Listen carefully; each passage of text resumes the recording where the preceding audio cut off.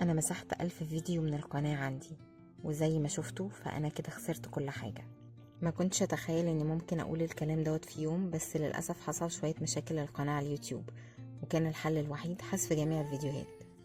الموضوع ما كانش سهل طبعا، لاني كنت بتعب في كل فيديو، بتعلم وبسهر سنين عشان اطلع محتوى يفيد الناس، ولكن قدر الله نافذ. مهما اتكلمت عمري ما هوصف الاحباط والاكتئاب والعياط.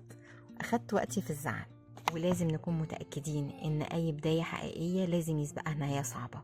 الكلام دوت انا بقوله لنفسي وليكم. لو لسه بتحاولوا ما توقفوش، لو لسه بتحلمي كملي، لو خايف كمل رغم الخوف، اكسر العوائق. مش مهم العقبات ومش مهم كلام الناس، مادام ما بنعملش طبعا حاجة تغضب ربنا. القناة ديت صفحة جديدة من حياتي وانتم جزء منها، واكيد 21 الف شخص استفادوا من القناة ديت قبل كده هم واسرهم. هستنى دعمكم وكلامكم الحلو ليا اللي انتوا عودتوني عليه، وما تنسونيش من صالح دعائكم، واستنوني في فيديوهات وفلوجات وتجارب جديدة، واشوفكم في فيديو جديد، وباي باي.